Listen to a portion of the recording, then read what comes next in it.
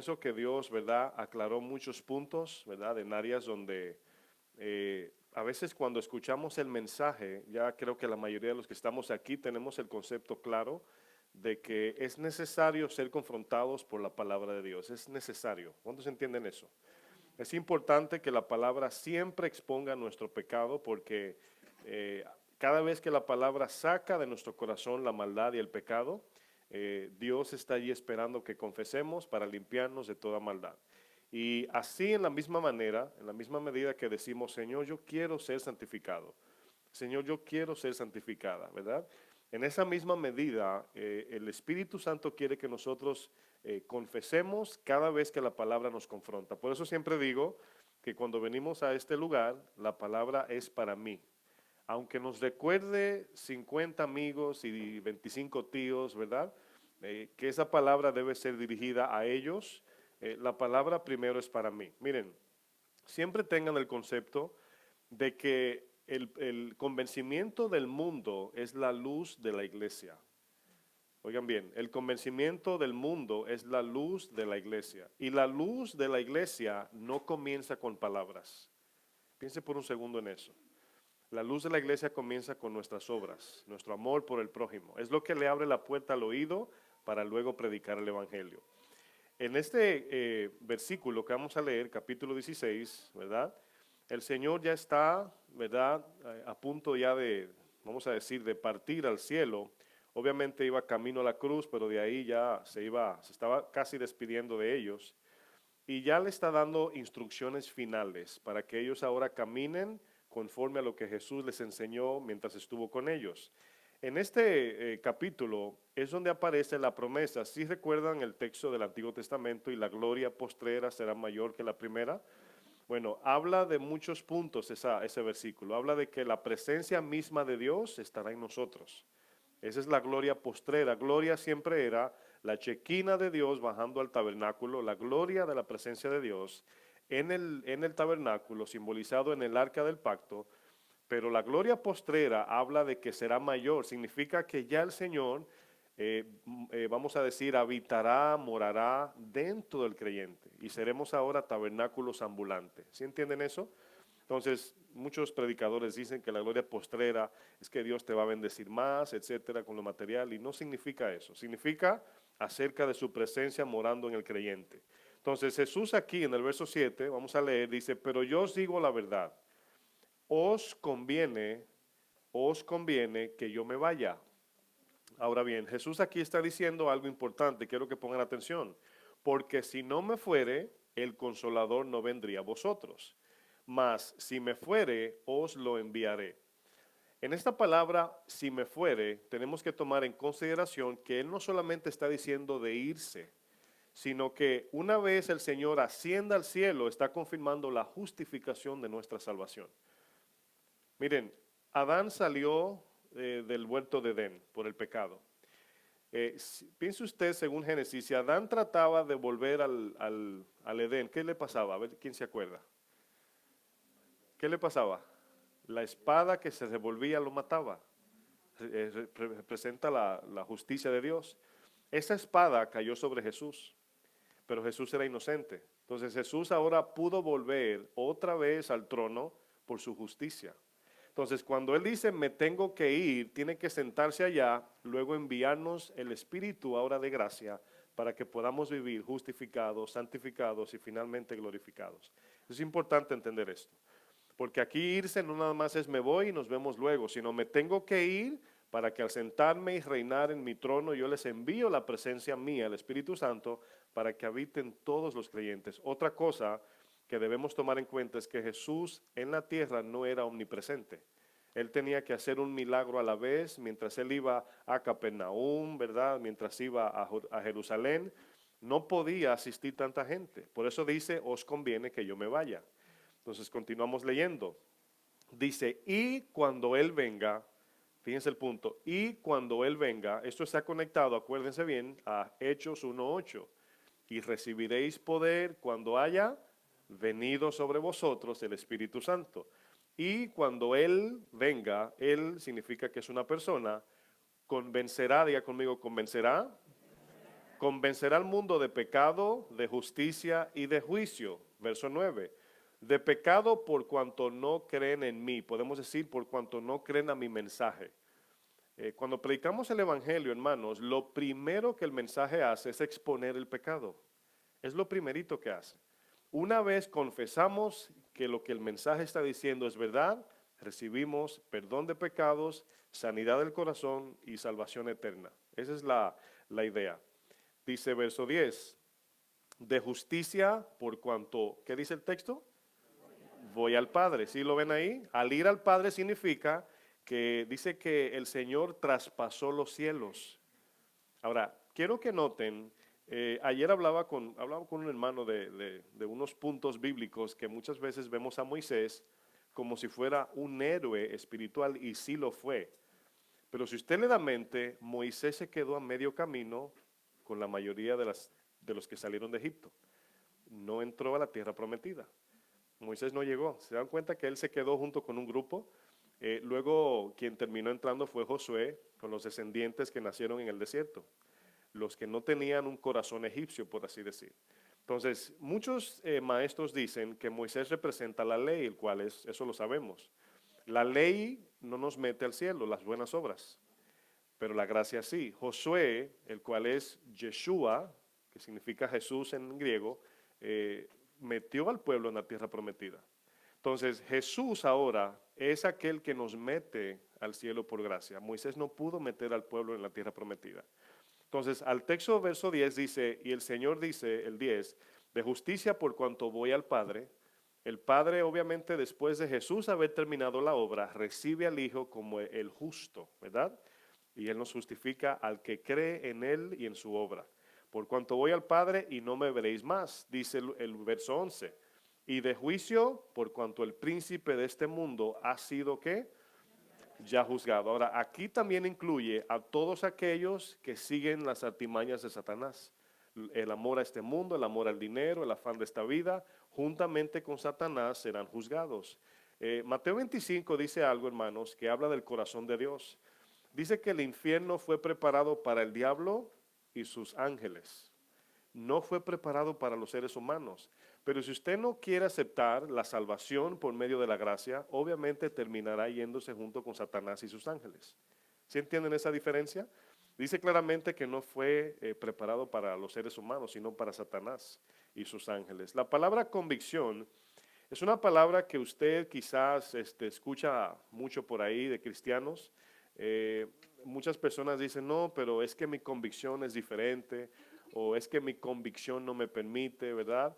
Bueno, esta palabra tiene un sentido positivo y tiene un sentido negativo, ¿verdad? Lo voy a poner así para que se entienda.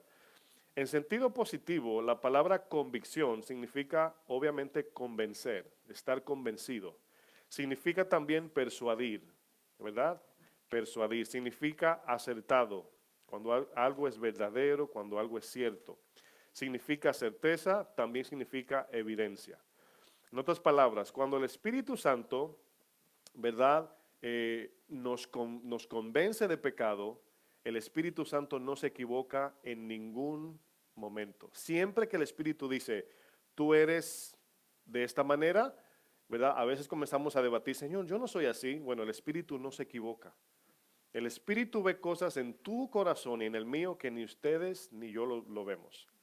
Hay cosas que tenemos en el corazón que al ver la palabra a veces decimos, yo ni sabía que era así.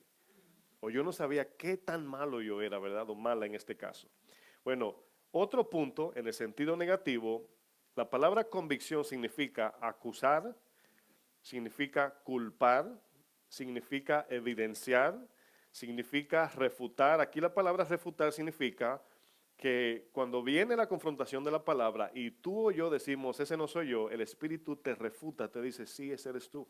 Te convence, pero es en tu corazón. Es importante esto. Dice luego la traducción de convicción también es redarguir, ¿verdad? Exponer y convencer o estar convicto de algo. Ahora bien, usted ha visto a un niño, ¿verdad? ¿Ha visto en la cara de un niño su convicción de maldad o de culpa? O sea, que se le puede notar claramente cuando un niño hizo algo sin decir nada. Bueno, eso es algo sumamente natural. El niño sabe que hizo algo malo y su cuerpo, su ser, actúa de una manera que no puede ocultar su manera de comportarse diferente a su manera normal. Bueno, ¿qué significa, por otro lado, tener fe? Es una palabra tan pequeña, pero tan mal utilizada y tan confundida, especialmente dentro de la iglesia. ¿Qué significa tener fe? El libro de Hebreos 11, si usted quiere ponga una marquita en el capítulo 11, ¿verdad? No lo vamos a leer todavía, pero nada más para que gane tiempo allí. Esta palabra fe la hemos estudiado no sé cuántas veces, de diferentes maneras le buscamos la vuelta, pero muchas personas piensan que fe es pensar en algo que nosotros queremos con todo nuestro corazón, pedírselo a Dios creyendo y Dios me lo va a dar. Muchos piensan que eso es fe, ¿verdad? No, pero si tú crees en Dios, Dios te lo da. Ahora bien, hay un efecto natural en que Dios bendice a todos los seres humanos a lo que llamamos gracia común. Cuando llueve, llueve para el bueno y para el malo. Cuando sale el sol, sale para buenos y malos. Cuando un ateo se enferma, Dios en su misericordia lo sana. Pero no es por su fe, es porque Dios es misericordioso, Él es bueno. Cuando un no creyente, porque a veces dice un creyente, Dios me ha bendecido mucho y me ha dado esta casa. Bueno, suponiendo, Bill Gates no es cristiano. ¿Qué significa que él tiene mansiones? ¿Que Dios también lo bendijo en ese sentido? Bueno, no en ese sentido. Dios bendice a todos en sentido común. Nos da comida a todos, nos da casa, sanidad, algunos mueren, otros no, etcétera. Tanto pasa trabajo el ateo como el creyente. Sufre el creyente y sufre el no creyente. Eso es algo aparte de lo espiritual. Entonces, fe no significa creer en eso que yo quiero tanto, pedírselo a Dios mucho, a lo mejor, o creyendo mucho, y Dios me lo da. El engaño surge es que a veces Dios permite que la persona reciba eso y esa persona se autoengaña y dice, Dios me ama mucho porque no me pasó esto. Hace poco vino una persona de China, del epicentro donde está el problema del coronavirus, y es una persona que yo conozco y al venir le pregunté cómo fue el procedimiento de venir aquí, cómo lo trataron y me dice, Diosito me ama mucho porque no me enfermé. Ahora, ¿cuántos saben que la noticia ha hablado de pastores que se han muerto del virus? Cristianos se han muerto. ¿Significa que Dios lo amó menos? Pregunto.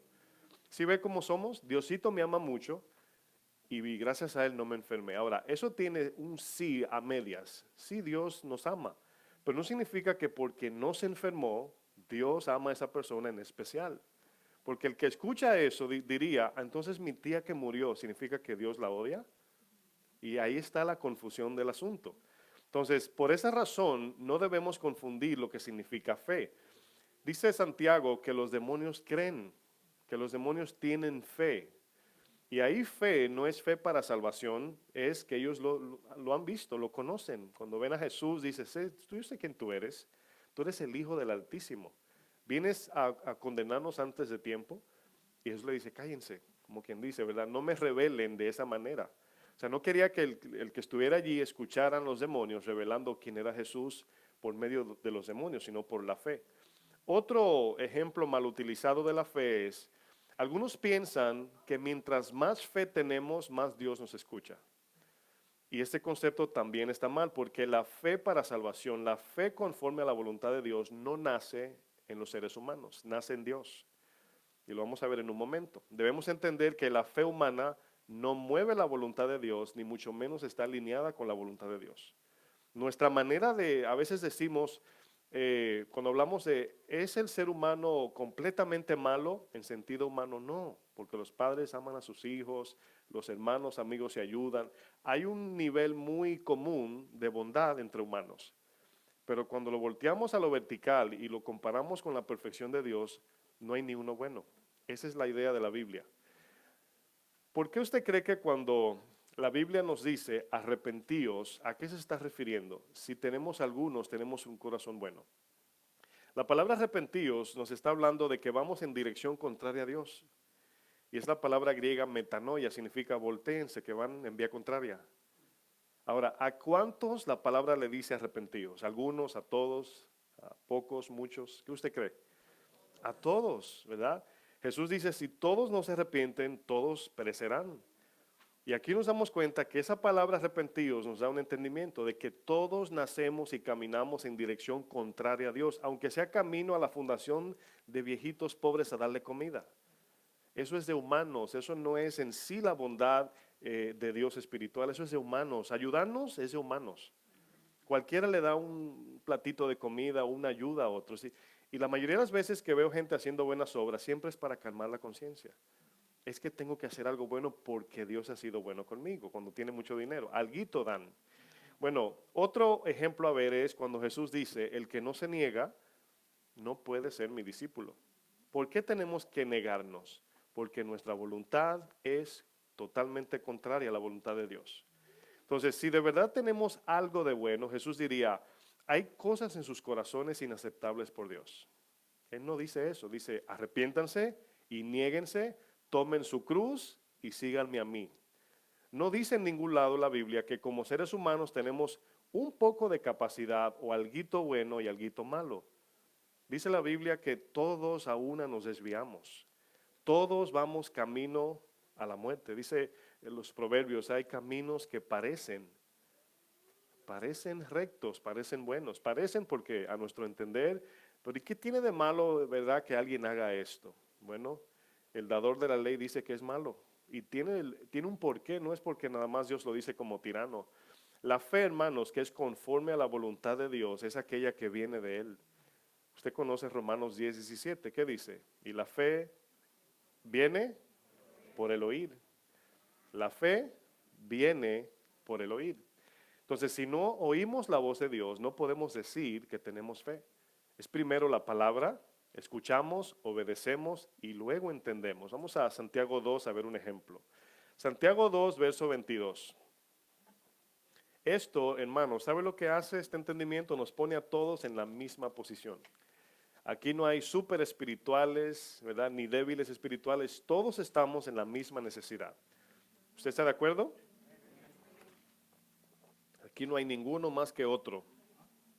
Santiago 2, verso 22. Es un ejemplo de Abraham que voy a usar. ¿Se acuerda usted que en la Biblia sucede con Abraham y con Pedro, donde el Señor cuando habla con Abraham y le da la promesa, él no se llama Abraham. ¿Cómo se llama? Abraham, ¿verdad? Bueno, cuando él obedece, le dice, y fue llamado Abraham, padre de multitudes, padre de fe. Entonces vemos que el Señor envía el mensaje, el que lo escucha y obedece es nacido de nuevo. A Pedro le dijo, Simón, ¿quién tú dices que soy? Tú eres el Cristo. Y yo te digo que tú eres Pedro. Entonces ahí vemos una transición de la vida pasada a la vida nueva. Pero vemos que la transición tiene que ver con la fe, con creer en el mensaje y obedecerlo. Verso 22 dice, fíjense la pregunta, que vamos a leer despacio. Dice, no ves, otra palabra para no ves, ¿qué sería? No entiendes, ¿verdad? No entiendes que la fe actuó, diga conmigo, actuar. Ahora, actuar habla de una operación, de un procedimiento, ¿verdad? De que algo está sucediendo, es un verbo. Actuó juntamente con sus obras. Ahora, ¿por qué dice juntamente? Porque vino la promesa y Abraham dijo, sí, Señor, juntamente, ¿verdad? ¿Sí están entendiendo? Dice, la fe actuó juntamente con sus obras. No fue que a Abraham se le ocurrió decir, quiero hacer algo bonito para Dios y yo sé que Dios le va a agradar. No, Dios se le acercó a Abraham, le dijo lo que tenía que hacer, Abraham dijo, sí, Señor. Dice, y la fe, y que la fe se perfeccionó, podemos decir, se completó por las obras. ¿Qué está diciendo? Que cuando Dios nos da una orden y no la obedecemos, la fe no se perfecciona, es decir, no se completa, no pasa nada. Y a eso le llamamos, ya conmigo, media fe. Van a entender lo que es media fe durante la enseñanza. Hay muchos cristianos y gente con media fe. Mucha gente. Dice el verso 23, y se cumplió la escritura que dice, Abraham creyó ¿a quién? Fíjense que no dice creyó en sus sentimientos, ¿verdad? Hizo algo lindo para Dios. No, creyó a Dios y le fue contado. Ahora, contado es una palabra que tiene un significado vamos a decir, de repente vemos en la historia del rey y el siervo, ¿verdad? la deuda fue saldada y le fue contado al siervo como inocente, aquel que pagó. Pero entendemos que él no pagó. ¿Sí entendemos eso? Él no pagó. El rey decidió perdonarlo y le fue contado como si no debiera nada. Entonces la palabra contado tiene que ver que otro pagó, otro hizo, y a Abraham en este caso y a nosotros se nos fue contado como pago, como inocentes o como justos. Dice, y le fue contado por justicia y fue llamado amigo de Dios. Vosotros veis, a la respuesta de la primera pregunta, no veis o no entendéis, pues que el hombre, vean conmigo, es justificado por las obras y no solamente por la fe. ¿Qué está diciendo el texto? Aquí viene la palabra media fe. ¿Qué es media fe? Cuando usted oye el mensaje de Dios, ahí hay media fe. Si yo les pregunto, ¿qué perfecciona esa media fe? Obedecer eso que escuchó. Y ahí se completa la obra.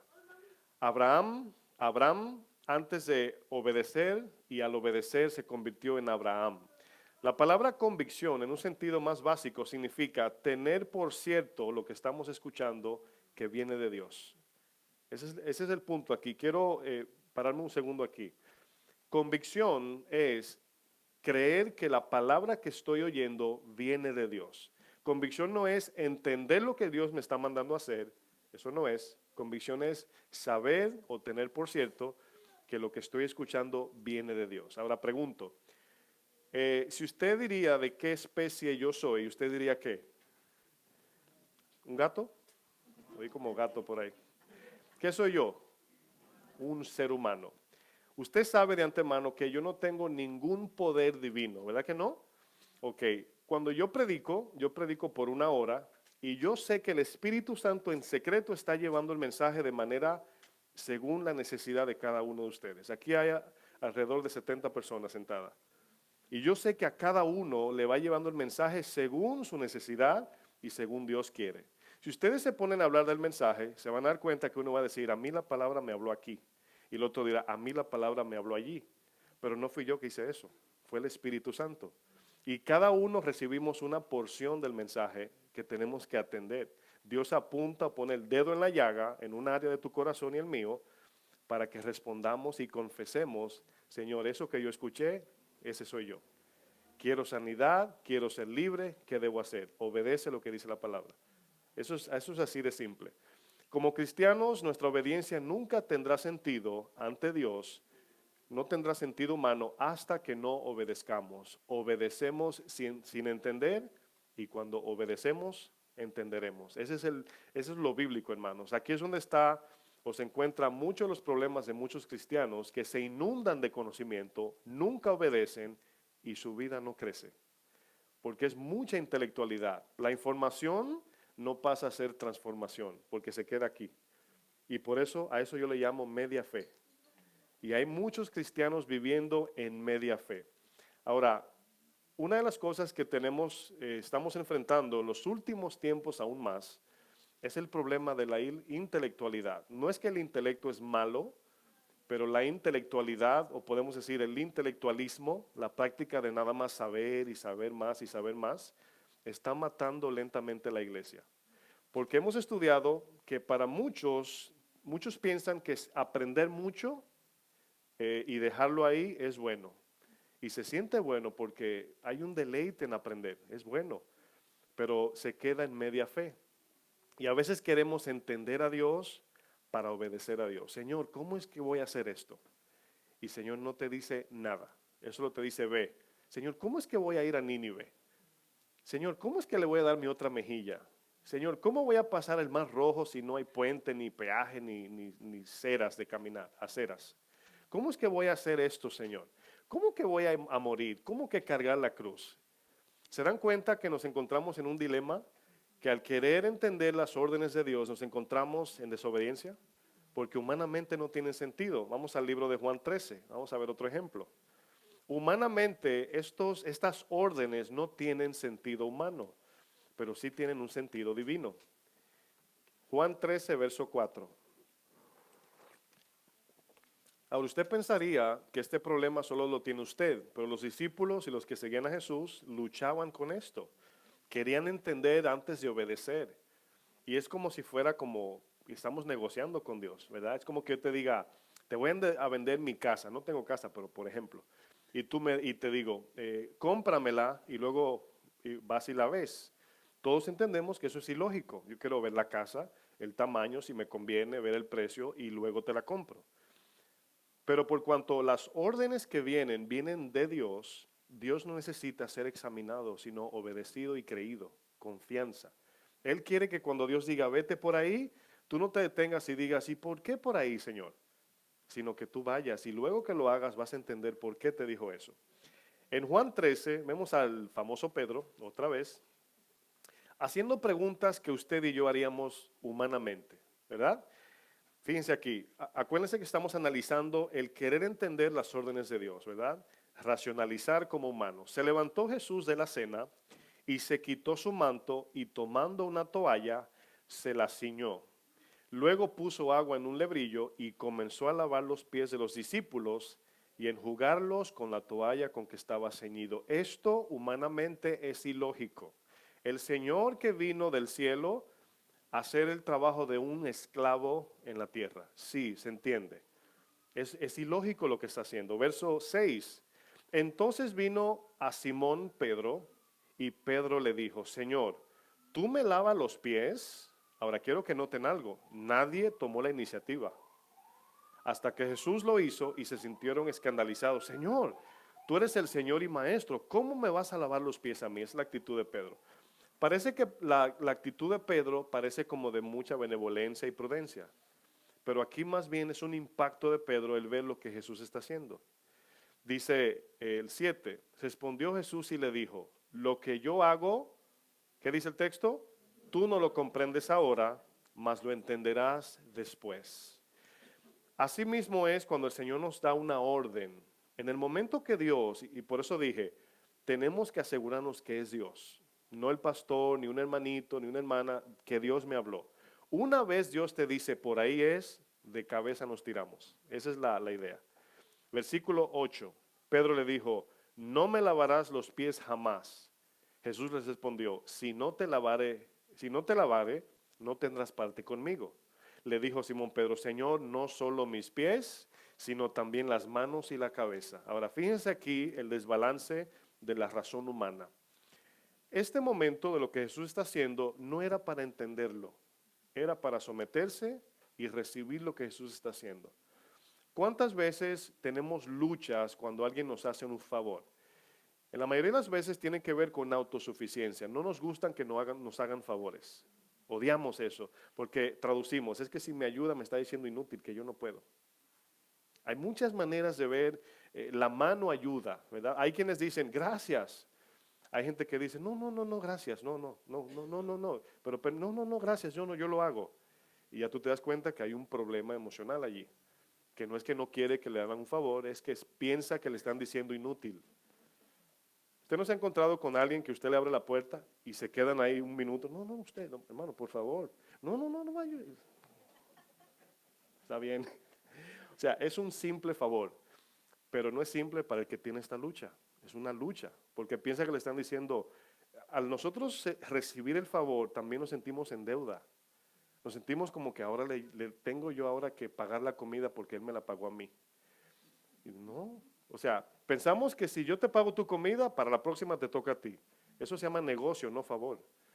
Y yo tengo ese concepto claro. Si tú me pagas una comida, no esperes que yo pague la segunda. A lo que me refiero es, quiero hacerlo de corazón, quiero brindarte la comida, no porque tú me pagaste una y yo, tú una y yo una. Ahora, yo voy a ser honesto, vamos a comer, pero no tengo ni uno. Eso quiere decir que tú vas a pagar. O sea, hay que ser libres, honestos, o sea, no hay que estar pretendiendo. ¿Sí o no? Bueno, aquí Pedro está exagerando. Tú, Jesús, Señor, no me laves los pies, porque tú eres el Maestro y Señor. Cuando Jesús le dice, si no te lavo los pies, no tienes parte conmigo. Señor, báñame completo, échame el agua, báñame. Y miren, aquí están los dos problemas extremos. Verso 10 dice, Jesús le dijo, el que está lavado no necesita sino lavarse los pies, pues está todo limpio. Y vosotros limpios estáis. Lo voy a dejar hasta ahí. Lo que sigue es referente a Judas. Dice, aunque no todos, ¿verdad? Bueno, ¿qué significa que todos están limpios? Fíjense lo bonito del Evangelio. Cuando usted y yo recibimos el Evangelio y dijimos, Cristo, mi único Señor y Salvador, ese día el libro de sus pecados fue echado al vacío. Usted tiene un libro en blanco. Fíjense qué cosa. Ahora, ahí comienza una vida nueva, ¿verdad? En ese momento que usted dijo, Señor, yo soy ese que tú dices que yo soy, yo quiero salvación. En ese momento quedamos limpios. ¿Por qué dice el texto? Nada más tienen que lavarse los pies, porque seguiremos viviendo en una tierra y seguiremos pecando. Ahora tenemos un libro nuevo y los pecados que se van a escribir son pecados después de la vida cristiana, el cual cada vez que vivimos en confianza y en fe y en confesión, ese libro permanece blanco, aunque no nuestro corazón. ¿Sí ven la diferencia? ¿Sí entienden lo que dije? El libro en el cielo, mientras vivamos en fe, está blanquito, no hay una culpa, pero todavía el corazón no está blanco, necesita santificación. Seguiremos pecando y a medida que por la convicción del Espíritu y la confesión de mis pecados, ese libro se limpia con la sangre de Cristo, no solo borra, oigan bien, no solo borra ese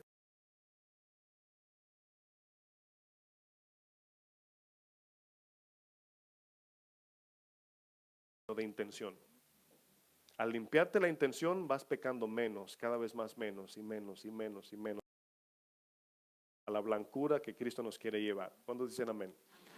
Bueno, aquí nos damos cuenta, hermanos, de que Pedro no entendía lo que Jesús estaba haciendo. No era para entenderlo, era para obedecerlo.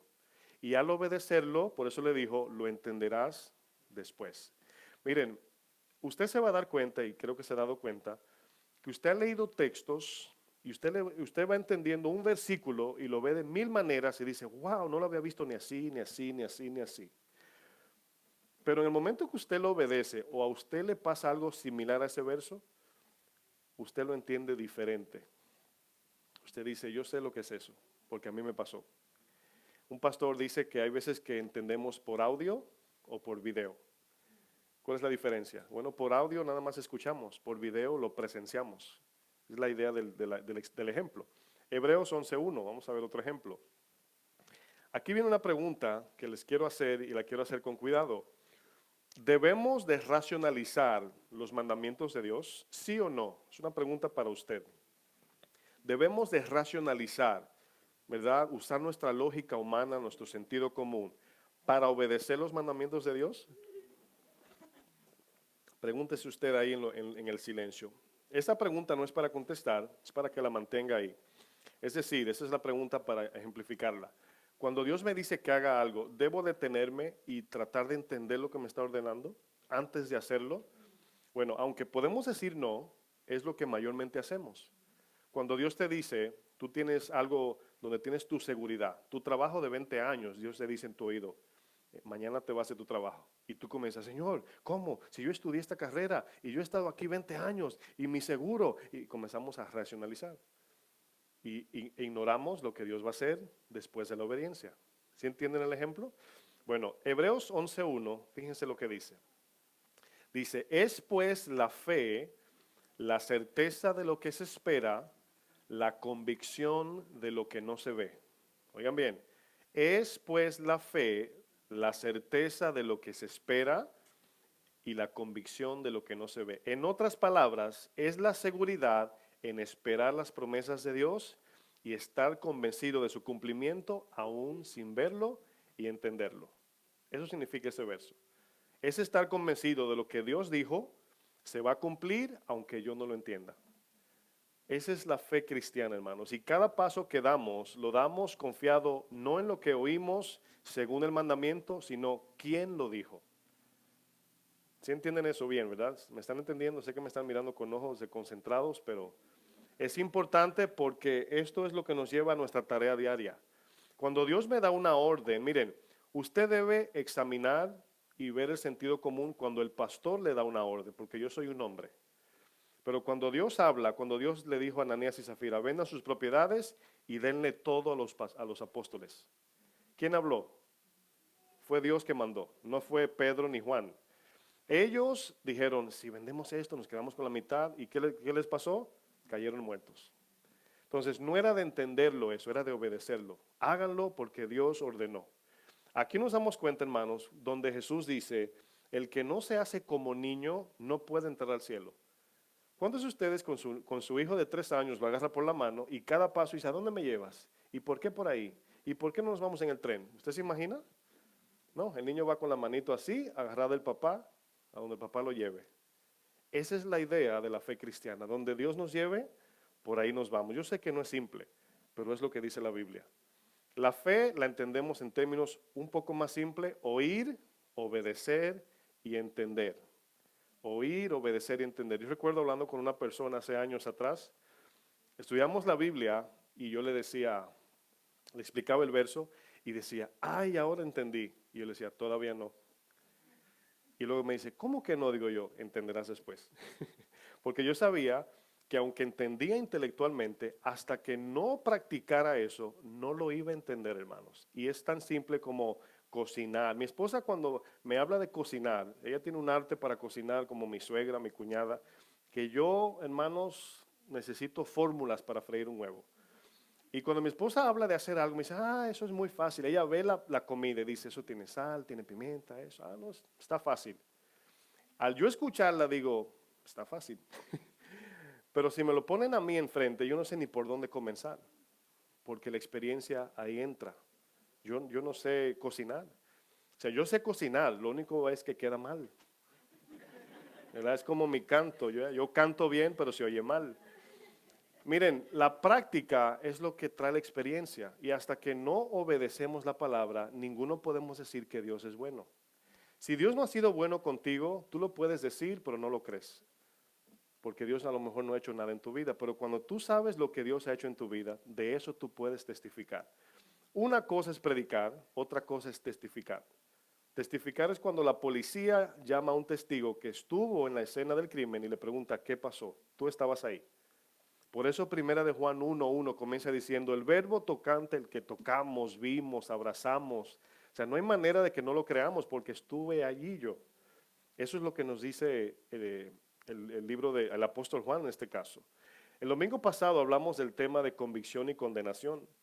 El tema consistía en que si escuchábamos la palabra, al escuchar la palabra, esto producía en nuestro corazón una incomodidad. Producía vergüenza, producía dolor, producía un sinnúmero de cosas que no nos gusta. A nadie le gusta que lo encuentre con la mano, ¿dónde? En la masa. A nadie le gusta. Miren, hay una manera donde los abogados, cuando tienen un cliente culpable, le dicen, aún tú siendo culpable, nunca digas soy culpable. Es una táctica de abogados para poder tener clientes así. Y se pelea la batalla hasta que se demuestra lo contrario. Y ya no depende de la justicia ya este caso, depende de cuál de los dos abogados sea mejor. En el caso del Espíritu Santo no existe eso, hermanos. No hay mejor abogado que el Espíritu Santo. No le vamos a ganar. Y cuando el Espíritu Santo te convence, trae convicción a tu vida, y tú dices que no, mira, te estás engañando a ti mismo o yo a mí mismo. Concluimos en el mensaje del domingo pasado que al escuchar el Evangelio, si lo rechazamos es para condenación, si lo aceptamos es convicción para salvación. Concluimos también que la predicación del Evangelio producía, ¿verdad?, esta incomodidad, dolor, vergüenza, culpa, cuando somos evidenciados por el pecado. Por eso es que hay gente que dice, es que no me gusta ir a tal iglesia porque nada más hablan del pecado. Les voy a decir algo, es el tema central de todas las enseñanzas, pecado. ¿Saben por qué? Porque somos pecadores. Y si usted es pecador y la Biblia limpia pecados, ¿a quién se está refiriendo? A nosotros. ¿Verdad, pastor? Eso que usted dijo fue por mí. Y sí, por ti, por tu tía, por tu vecino, por todos. Porque nos podemos sentir aludidos de que, el pastor lo dijo por mí. Claro que sí que lo dije por ti y por mí también. Porque la Biblia fue escrita para pecadores, hermanos. ¿Cuándo son pecadores? Arrepiéntanse ya. Segunda de Corintios, capítulo 7. ¿Sí ven qué fácil confiesan? Aquí Pablo, hermanos, en un momento le manda una carta a los Corintios y La carta, hermanos, estaba bien fuerte la confrontación. Pablo le dice a los corintios, ¿verdad? No me arrepiento de que se hayan entristecido por la carta, oigan bien, porque produjo arrepentimiento. Dice 2 Corintios 7:10, ¿están allí? Dice, porque la tristeza que es según Dios produce arrepentimiento, diga conmigo, para salvación. Lo voy a leer de nuevo. Porque la tristeza que es según Dios, según significa según el propósito de Dios, produce arrepentimiento para salvación. Ahora, ¿se da cuenta de este texto, así como el salmista en Salmo 119:71? Bueno me fue ser humillado para que aprendiese tus estatutos. Ahora, ¿por qué el texto no dice, bueno me fue estudiar teología para aprender tus estatutos? ¿Por qué no dice así? Porque aprendemos su palabra por medio de la prueba. Miren, cuando usted toma el examen práctico de su licencia, es un librito bien pequeño y usted se lo aprende de memoria, ¿verdad? Es fácil, es bien fácil. Una izquierda aquí, me paro, freno, acelero, miro, arreglo, ya bien fácil, está pasado. Cuando usted le toca salir a la calle, que usted va ahí, le pasa un truck y usted ya está así, ay Dios mío, es una experiencia diferente. Cuando usted está ya en la práctica, es totalmente diferente a leer el librito en su casa con una taza de café. Entonces, cuando Dios nos da una orden, podemos entender intelectualmente cómo obedecerla, pero no hemos entendido en convicción personal porque no lo hemos hecho. Entonces, hasta que una persona no obedece, no crece, no madura, no entiende. Y por eso no basta con estudiar la Biblia. Fíjense lo que dice el texto. Lo voy a retomar para que tenga sentido todo. Porque la tristeza, ahí está el dolor, ¿verdad? De lo que produce, perdón, la palabra. Porque la tristeza que es según Dios produce arrepentimiento para salvación. Ahora dice algo a continuación que puede sonar un poco confuso, de que no hay que arrepentirse. Ahora parece que el texto dice que no hay que arrepentirse. Está diciendo de que no hay que arrepentirse de haber escuchado el mensaje y haberlo recibido. Eso es lo que significa la continuación. De que no hay que arrepentirse significa, no me arrepiento de haber escuchado y recibido el mensaje, aunque me dolió. Esa es la idea. Dice, pero, punto y coma, pero la tristeza del mundo, ¿qué produce? Muerte. Ahora, algo que tenemos que tener claro, muy claro, es, hay personas que dicen, no es fácil vivir la vida cristiana, es muy difícil. Y le digo esto, si usted se va al mundo, usted va a decir lo mismo del mundo, no es fácil esta vida. Los dos producen sufrimiento, las dos, la vida en el mundo y en el camino cristiano, los dos producen sufrimiento. La diferencia es que un solo produce vida eterna y es el camino en Cristo. Los dos, no hay ningún lugar en esta tierra que usted vaya y encuentre paz completa. En el cristianismo y fuera del cristianismo hay sufrimiento. El dolor que la palabra produce cuando nos confronta es para salvación. El dolor que este mundo produce, hermanos, es para muerte eterna. Tenemos que escoger cuál de los dos. Por eso hay cristianos que están aquí en el camino y como que se desesperan, se van al mundo y a los meses vuelven. Porque dice, ay, aquí también está peor y total, al fin me voy a ir al infierno. Por eso vuelven, porque se desesperan y no se enfocan en lo que Dios le ordena. El sufrimiento de este mundo caído, dice el texto, produce muerte, hermanos. Primera de Corintios 1, vamos a poner una marquita ahí porque vamos a leer un buen pedazo de este texto. Primera de Corintios 1, 18. Aquí es donde viene, hermanos, el dilema de cuando escuchamos el mensaje, puede sonar escandaloso, ¿verdad? La cruz de Cristo es locura, dice el mensaje, pero cuando confiamos en Dios, hermanos, y obedecemos su palabra, abrazamos el mensaje, el evangelio tiene el poder para cambiar nuestras vidas. ¿Cuántos creen eso? Dice Primera de Corintios 1, 18. Están allí, ¿verdad? Dice, porque la palabra de la cruz es que locura. ¿Qué significa locura? Bueno, no es que la palabra es loca, sino que cuando escuchamos lo que el evangelio nos demanda, parece como de locos. Es decir, Señor, sálvame, ¿verdad? Ese es el clamor, Señor, sálvame. Y la palabra te dice, tienes que morir. Esa es la locura. Tienes que primero morir. ¿Morir a qué? Al yo. Es decir, y tiene un sentido que se puede explicar. Cuando el domingo pasado usaba un ejemplo de un rescate, donde hay personas que se pueden estar en un bote ahogando y viene un helicóptero, le tira una soga Y hay personas que espiritualmente prefieren amarrar su piano y que se lo lleven antes que ellos agarrarse de la soga y morir a todo eso. O tú mueres o mueres a tus cosas que, como la mujer de Lot, a tus posesiones. Entonces, yo pienso, bueno, pienso no, así dice la Biblia, que nuestra lucha de aceptar el Evangelio, hermanos, es el amor a estas cosas perecederas. O sea, estar anclados en las cosas que perecen y no queremos soltar.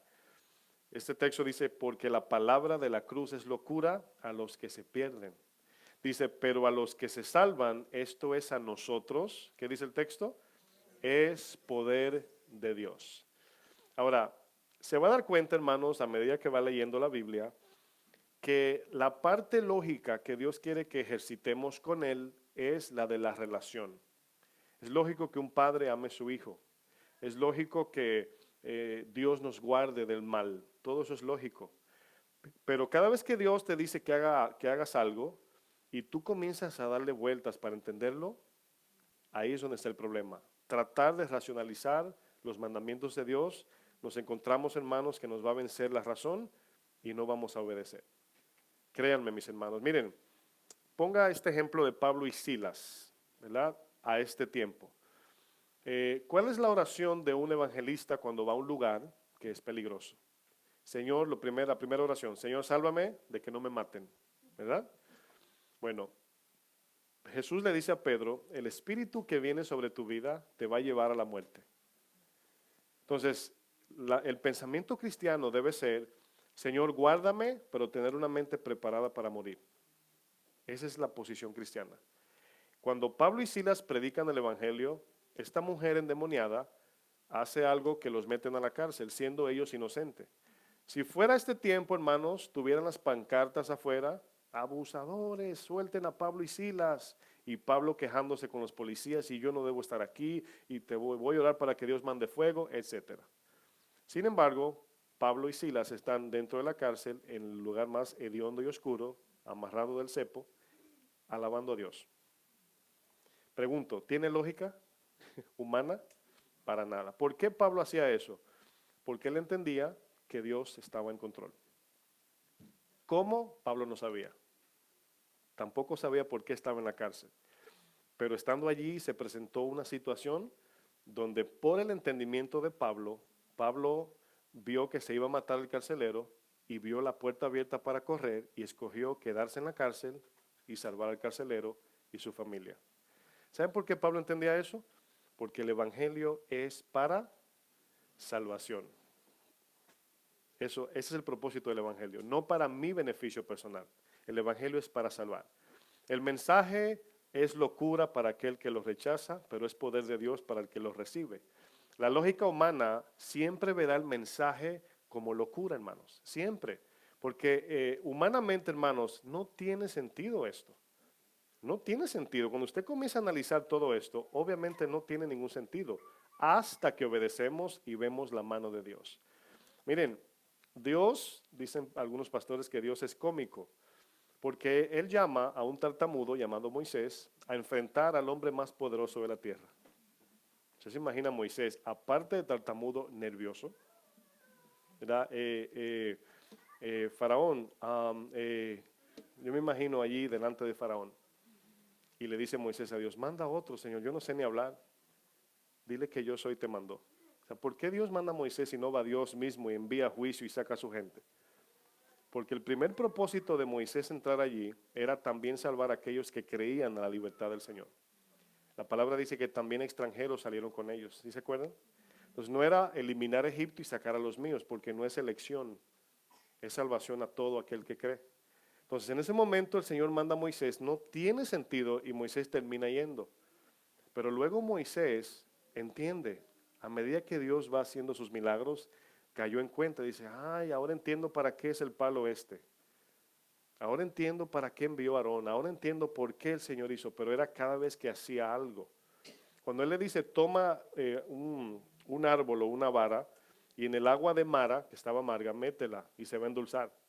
¿Se imagina Moisés? Señor, ¿y cómo?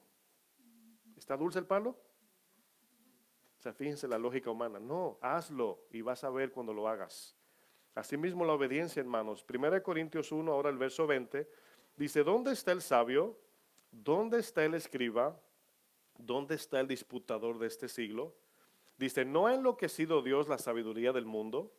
Pues ya que en la sabiduría de Dios el mundo no conoció a Dios mediante la sabiduría, agradó a Dios salvar a los creyentes por la locura de la predicación. Miren, eso es maravilloso, hermanos, porque aún los que no saben leer, escribir, los pobres, los ricos, todos tienen la oportunidad de ser salvados por el Señor. Si el Evangelio hubiese venido por intelectualidad o algo así, solo los académicos van al cielo. Es increíble como Dios piensa. Solo un académico que entiende la teología y el griego y el hebreo va al cielo. Pero dice que el Señor escondió el misterio del mensaje para los que creen. Y usted no tiene que ser ni académico ni tampoco analfabeto, solamente tiene que creer. Ni lo uno ni lo otro, ni el rico ni el pobre, es nada más creer, porque muchos ricos creyeron y muchos pobres creyeron. El verso 22 dice, porque los judíos piden señales, ¿verdad? ¿Se acuerdan cuando le dicen al Señor, muéstrame señal para creer en ti? Una generación adúltera demanda señal. Dice, y los griegos buscan sabiduría, buscan entendimiento, podemos decir, ¿verdad? Pero nosotros predicamos a Cristo crucificado. Para los judíos ciertamente tropezadero. Es un tropiezo decirle a un judío lo que Jesús le decía. Y para los gentiles locura, no tiene sentido lo que Jesús predica. Para los judíos, 24, más para los llamados, así judíos como griegos, Cristo poder de Dios y sabiduría de Dios. 25, porque lo insensato de Dios es más sabio que los hombres, y lo débil de Dios es más fuerte que los hombres. Pues mirad, hermanos, vuestra vocación, que no sois muchos sabios según la carne, es decir, según su entendimiento humano, ni muchos poderosos, ni muchos nobles, sino que lo necio del mundo escogió Dios para avergonzar a los sabios. Y lo débil del mundo escogió Dios para avergonzar a lo fuerte. Y lo vil del mundo y lo menospreciado escogió Dios, y lo que no es para deshacer lo que es. Verso 29, a fin de que nadie, ¿qué?, se jacte en su presencia. No, yo me acerqué a Cristo porque entendí el mensaje. No, Cristo te reveló el mensaje cuando creíste en su obra. Verso 30, mas por él estáis vosotros en Cristo Jesús, el cual nos ha sido hecho por Dios. Ahora, estas cuatro cosas vienen de Cristo para nosotros, no nosotros para Dios. Sabiduría de Dios, justificación de Dios, santificación de Dios y al final, redención. Para que, como está escrito, el que se gloríe, gloríese en Cristo, en el Señor. Fe, obediencia y luego entendimiento. Cuando escuchamos el Evangelio de Cristo, hermanos, suceden cosas en nuestro corazón. Número uno, la palabra arroja luz en nuestro corazón. ¿Sabe lo que hace? Expone toda la contaminación de pecado que tenemos. Y lo lindo de Dios, hermanos, es que lo hace poco a poco. Si Dios nos enseña una radiografía de la realidad de lo que somos, nos caemos como una tabla así, desmayados. Pero cada domingo usted se va de aquí con una tarea. Este domingo aprendí algo que no sabía que yo tenía, o algo que sí sabía y no lo admitía. Y voy a mi casa durante la semana, oigo el mensaje, tomo notas y lo pongo en práctica. El domingo que viene otra tarea, así que tienen que terminarla de este domingo. Y cada semana, hermanos, tenemos una prueba que concluir. Cuando el Señor arroja luz, hermanos, nos convence de pecado y de maldad. Ese poder tiene el Evangelio. Pero otra cosa que hace es que nos redarguye y refuta nuestro argumento. No solamente saca el pecado, sino también que derriba tu argumento. Cuando tú dices, yo no soy así, el mismo Espíritu, hermanos, te convence. Pero sucede otra cosa, hermanos, que vamos a ver en un momento. Vamos a Hebreos 4. Hebreos 4, versículo 12.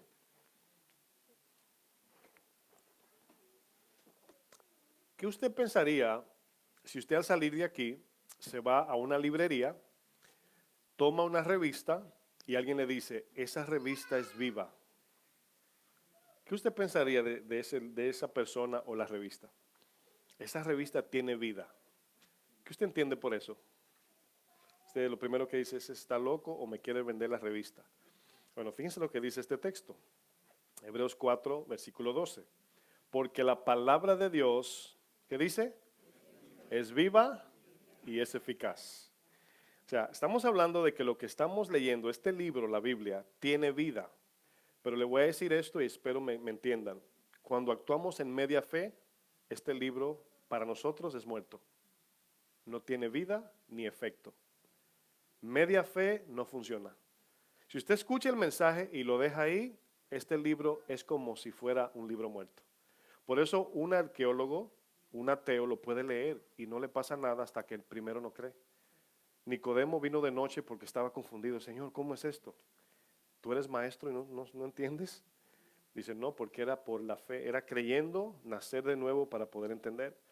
Dice, porque la palabra de Dios es viva y es eficaz, y más cortante que toda espada de dos filos, penetra hasta partir el alma y el espíritu, las coyunturas, los tuétanos, y discierne ¿qué?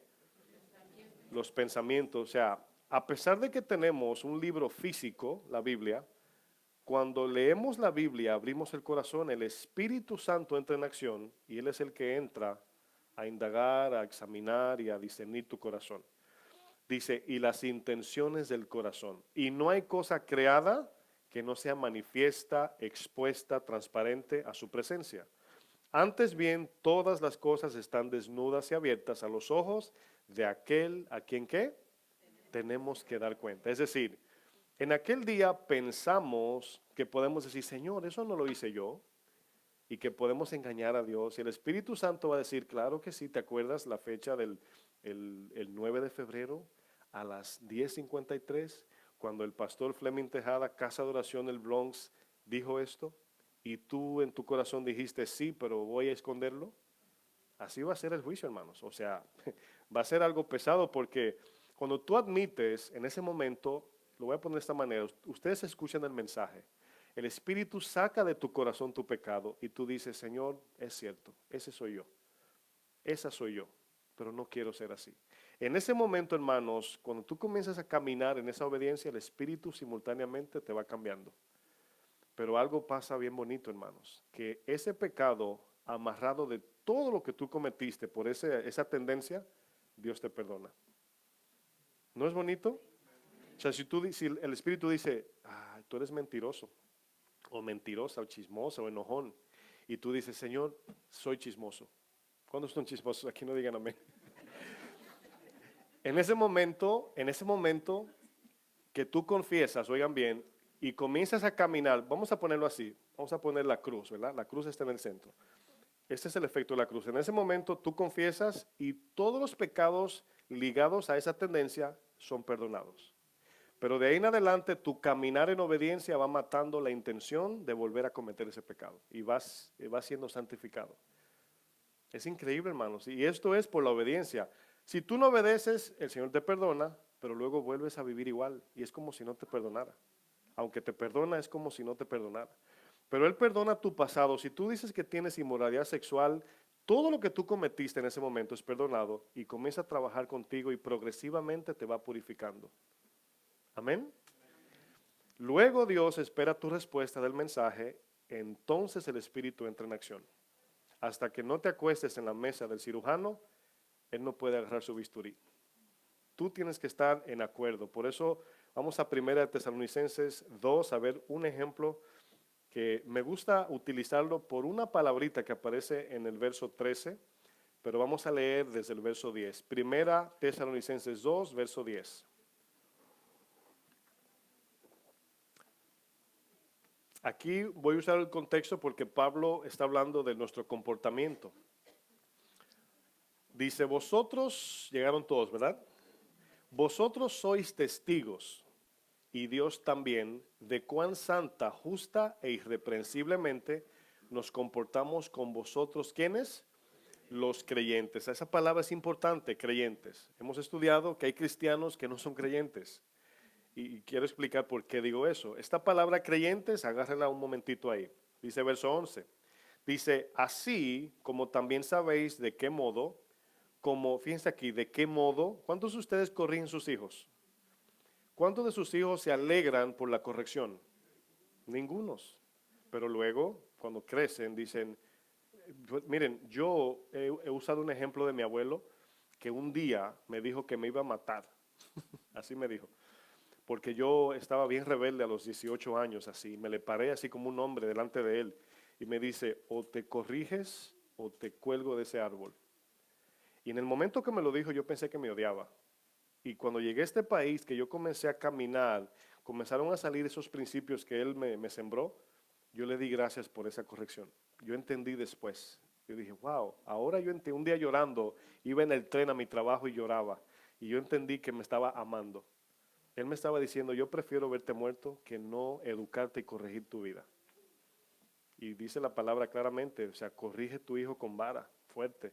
No que le dé con la vara de hierro, pero que seas insistente, ¿verdad? Y si hay que darle su varazo también sin maltratarlo, porque te llaman la policía. Sí, hoy en día, ¿verdad? Hay que darle con palabras. Dice el verso 11, así como también sabéis de qué modo, como el Padre a sus hijos, exhortábamos y consolábamos a cada uno de vosotros. Y os encargábamos que anduvieseis como es digno de Dios.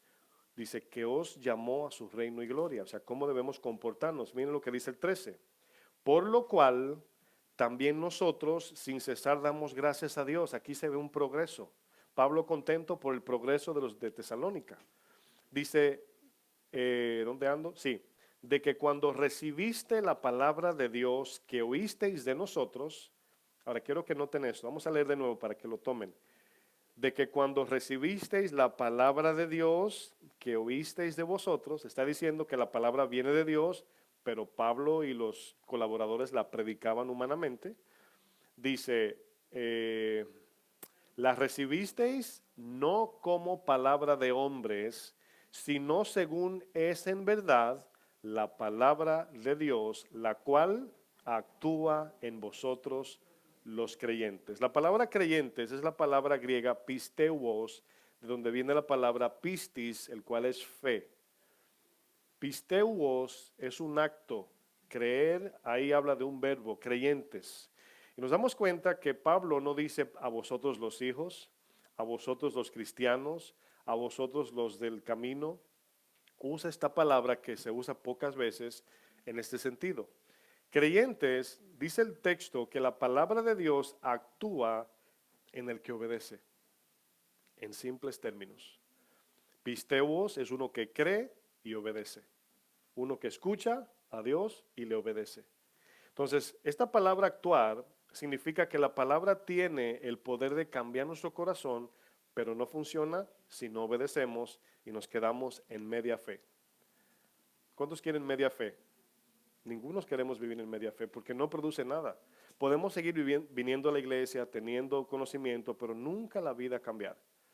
Y hay veces, hermanos, que nos encontramos con un problema profundo y quisiéramos en ese momento como que todo lo que Dios me dijo que hiciera en 5 años, en un día hacerlo todo. Y luego vienen las consecuencias, hermanos, que Dios no quiere que nos pasen. Pero si vamos de manera gradual, como un bebé, el Señor dijo que no mienta, voy a comenzar a no mentir. No diga, ya no voy a mentir más porque se va a engañar y ya comenzó mintiendo. Voy a comenzar a caminar en verdad.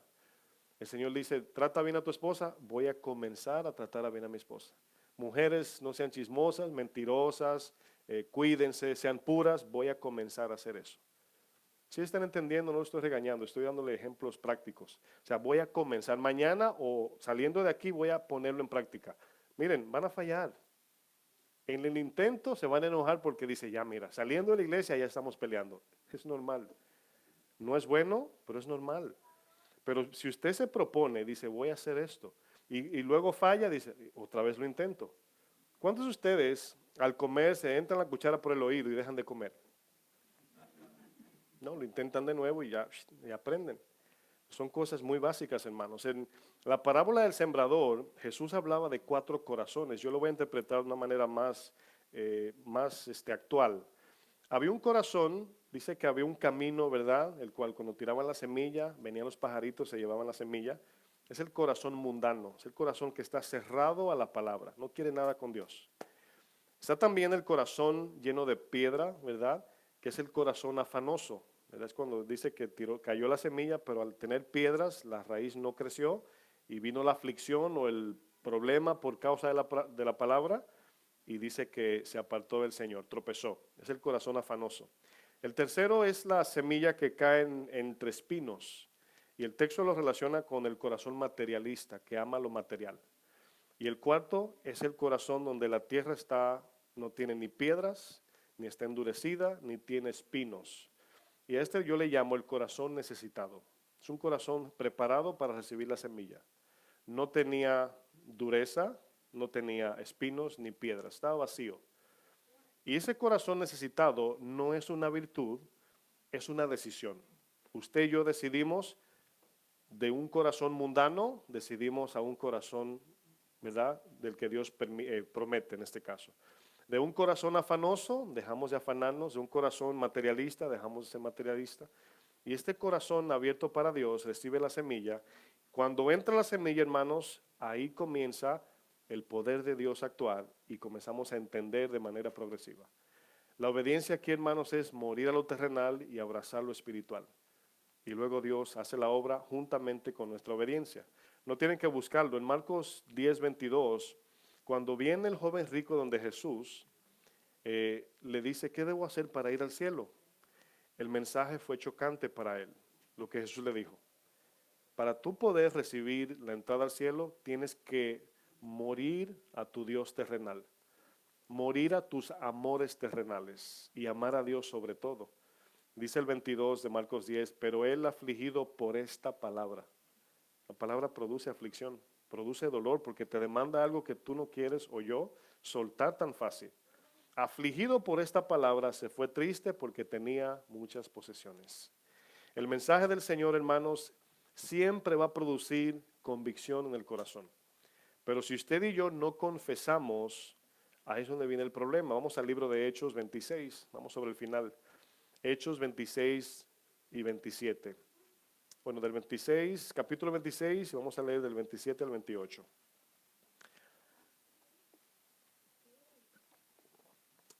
Cuando el apóstol Pablo le predicó el evangelio al rey Agripa, Pablo hace una expresión impactante en este verso, hermanos. Usted lo conoce el texto, es muy familiar. Pablo le presenta todo el evangelio al rey Agripa y fíjense lo que dice el 27. Estoy en Hechos capítulo 26, versículo 27. ¿Llegaron todos? Fíjense la pregunta de Pablo. Es impactante si usted lo entiende, ¿verdad? La cabalidad de esto. Dice, ¿crees, oh rey Agripa, a los profetas? Y le dice Pablo, yo sé que crees. Ahora, eso es media fe. Obviamente no ha dado el paso a decir, confieso a Jesús como mi Señor. Media fe. Dice Pablo, yo sé que crees. Yo sé que tú sabes que lo que estoy diciendo es verdad. Esta es la media fe para condenación, mis hermanos. Que muchos cristianos y no cristianos, hermanos, viven en media fe. El rey Agripa escuchó el mensaje y al analizarlo humanamente, comenzó a poner en la balanza lo que él tenía, su posición y lo que Jesús ofrecía. Imagínense esta idea, hermanos. Oigan bien, Cristo te ofrece muerte y salvación eterna y tu reino obviamente te ofrece prosperidad, autoridad, todo lo que el mundo ofrece. Y en ese momento, si tú lo analizas humanamente, es más fácil coger lo terrenal. Es más fácil. Satanás se le parece a Jesús, dice, Señor, bueno, Señor no le dice, si tú eres el Hijo de Dios, ¿verdad? Si tú crees en mí, si te postras, te daré todo esto. Y suena muy atractivo eso, hermanos. Y cuando tú comparas entre el Evangelio y lo que Satanás ofrece, si negocias con eso, te vas a inclinar por lo del mundo. Porque Dios te dice, niégate, confía en mí y sígueme. No te ofrece lo que te va a dar primero. Él te ofrece lo que ya te dio su Hijo. Es diferente, hermanos. Y por esta razón, Agripa le dice, no me interesa, ¿verdad? Entonces Agripa dijo a Pablo en el 28, por poco me persuades, por poco me convences a ser cristiano. Por poco entendemos lo que dice Juan 3:19. Esta es la condenación, que la luz vino al mundo y los hombres amaron más las tinieblas que la luz. El Evangelio tiene la capacidad de exponer o manifestar nuestro pecado. Arroja luz donde ninguno de nosotros queremos ser expuestos. Pero al entender que es para salvación, ya queda en nuestras manos admitir y confesar que no somos mejores que el ladrón de la cruz, ¿verdad? Que todos de algún modo hemos traicionado a Jesús para adquirir algo material, así como Judas. En muchos de los casos hemos sido un Pedro al negarlo ante la sociedad incrédula que hoy vivimos. Por vergüenza o por temor hemos dudado como Tomás al pedirle a Dios que nos permita, ¿verdad?, tocarlo por causa de nuestra incredulidad. Al admitir y confesar lo que el Evangelio expone, hermanos, recibimos sanidad y salvación eterna por gracia, por medio de la fe, por su obra redentora. ¿Cuántos quieren eso? No seamos como Balaam, que por dinero maldecimos a los demás. En vez de amar a las personas como Cristo, amamos más el dinero. No seamos como Coré, menospreciando el llamado a su servicio, caemos en la envidia. Tampoco seamos como la mujer de Lot, que cuando Dios nos llama a ir adelante, tenemos la mirada completamente volteada a las cosas que perecen. No seamos como Demas, que una vez en el camino se fue al mundo otra vez, amando más esta vida pasajera antes que Dios. Mucho menos como el rey Agripa, que al escuchar este mensaje decidió rechazarlo voluntariamente por amor a lo terrenal y lo material. Y no te vayas triste como el joven rico. Cuando Jesús le pidió que le siguiera, pudo más su fortuna en su corazón que el evangelio de Jesucristo. Hoy es el día de sanidad y salvación, mis hermanos. Quiero que se pongan de pie.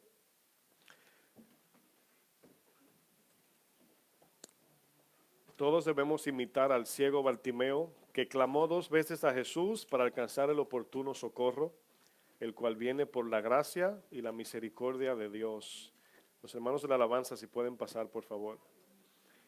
Quiero leer este texto mientras meditamos en lo que hemos hablado en el día de hoy.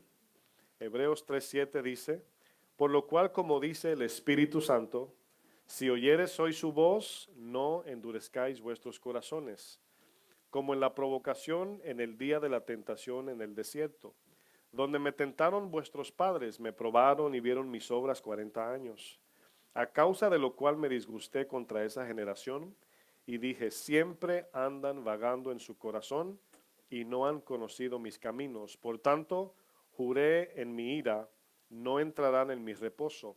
Mirad, hermanos, que no haya en ninguno de vosotros corazón malo de incredulidad para apartarse del Dios vivo. Antes, exhortaos los unos a los otros cada día, entre tanto que se dice hoy, para que ninguno de vosotros se endurezca por el engaño del pecado. El Señor, hermanos, nos ha enviado un regalo maravilloso. Ese regalo todos sabemos que es Jesús. Y a veces estamos más ocupados e interesados en las cosas que no nos convienen. Estamos más dedicados a las cosas que perecen. Y cuando yo pienso en el Señor, ¿verdad? Humanamente yo digo, habían miles de maneras diferentes del Señor redimirnos sin tener que Él sufrir o ir a la cruz o hacer lo que Él hizo. Pero todo lo que hoy vemos en su palabra, hermanos, lo hizo por amor de nosotros, por amor a nosotros. Y nos damos cuenta, hermanos, que cada día, hermanos, aprendemos un poquito de su palabra y agregamos ese conocimiento a nuestra práctica diaria y vamos creciendo en conocerlo más. ¿Cuántos quieren conocer más a Jesús? Debemos de ser honestos de que no lo conocemos como debemos conocerlo, pero estamos creciendo en ese conocimiento. Y hemos estudiado varias veces que en la manera que lo podemos conocer no es únicamente estudiando la Biblia, sino plenamente caminando en su palabra. Cada vez que Dios nos da una orden, hermanos, la palabra nos exige que seamos obedientes y que no analicemos o tratemos de racionalizar por qué o por cuánto debo hacer lo que Dios me ordena. Si usted quiere crecer en el entendimiento, lo adquirimos después de obedecer. Cuando Moisés estuvo frente a ese mar rojo, humanamente era imposible entender que 600,000 personas pasarían del otro lado. Y en un momento se detuvo, miró atrás, se detuvieron y venían los soldados de Egipto. Y Jesús, el Señor, en ese caso Jehová, le dice, ¿por qué oras? ¿Por qué oras a mí? Ya te dije que avances. Ve adelante. Y Moisés y el gentío, la multitud, miraban hacia adelante y ven ese brazo de mar enfrente. Y es ilógico caminar dentro de un mar que se pueden ahogar. Pero en el momento que Dios le dice, adelante, toma tu vara, y el mar se abrió en dos, no me imagino lo perplejo de sus mentes, de su impresión. Creo que se olvidaron que atrás venía Faraón cuando vieron el mar en dos. Y iban caminando, caminando, caminando, hermanos, hasta pasar de aquel lado.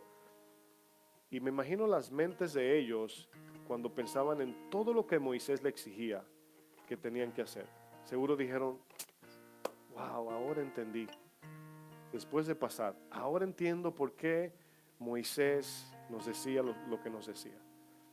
Pero ahí comenzaba una nueva etapa de sus vidas, un nuevo nacimiento, una etapa, un territorio nuevo a caminar, llamado desierto.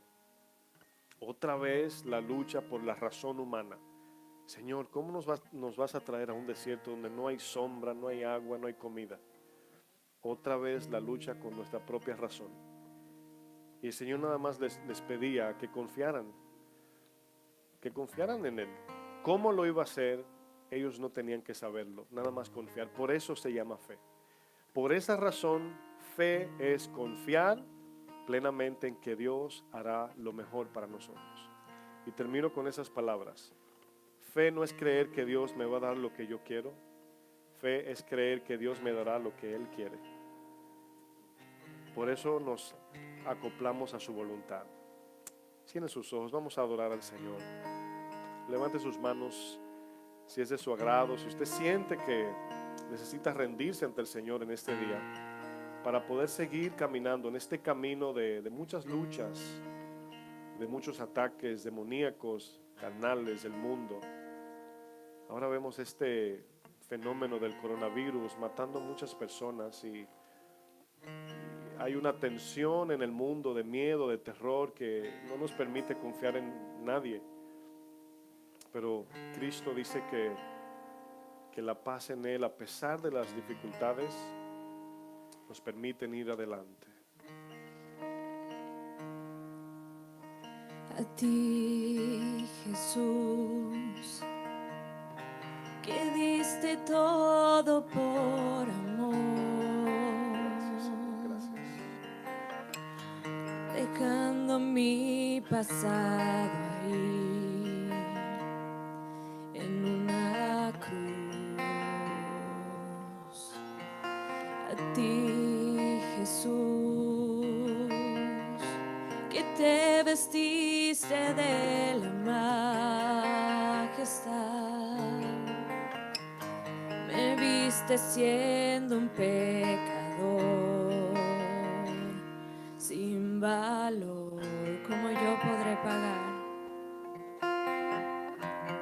¿Cómo yo podré pagar tanto amor si anulaste todo el decreto que había en contra de mí? Tú lo clavaste en una cruz y despojaste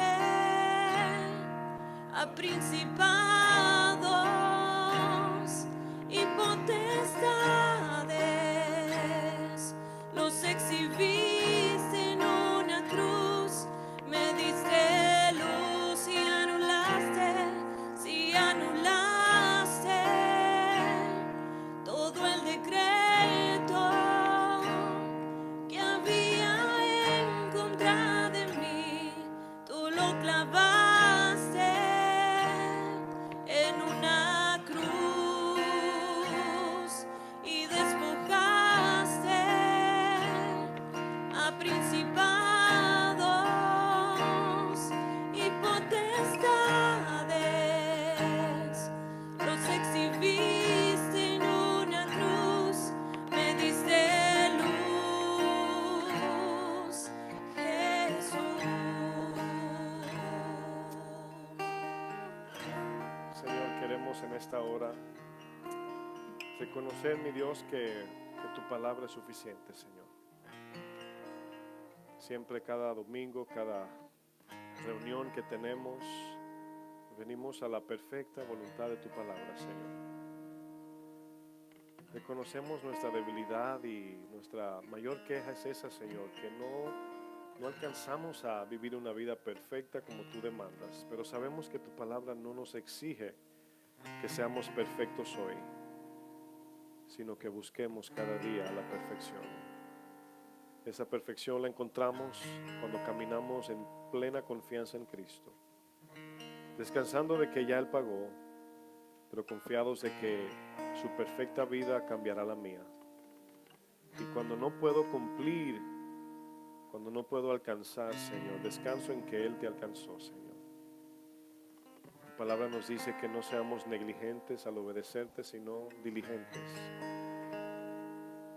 La palabra dice que Él sabe, el Señor, librar de tentación a los piadosos. La palabra piadoso habla de uno que vive en práctica cristiana, uno que está ocupado en las cosas del Señor, uno que mide, piensa y examina todo a la luz de las Escrituras. Un piadoso es aquel que imita el carácter de Dios. Así te pedimos, Señor, que nos guardes hasta el fin. Un día llegará que no más confrontaciones y exposición de pecado. Un día llegará que estaremos en tu presencia disfrutando eternamente contigo. Y allí queremos poner nuestra mirada, Señor. Por esa razón, por tal esperanza y tal promesa, podemos tener sumo gozo cuando nos encontramos en diversas pruebas, porque sabemos que esas pruebas producen el fruto que nos lleva a la vida eterna, Señor. Bendice a mis hermanos, Señor, y si aquí hay alguien que está a punto de tirar la toalla, Señor, que llega un momento donde está cansado de tratar y hoy se ha dado cuenta de que aún tratando no ha hecho las cosas conforme a ti, Señor, yo te pido que fortalezca sus pasos, Señor. Ilumine sus pisadas, cambie su corazón, Señor, y que los guardes del mal, Señor. En el nombre de Jesús te lo pedimos. Que el Señor les bendiga, mis amados.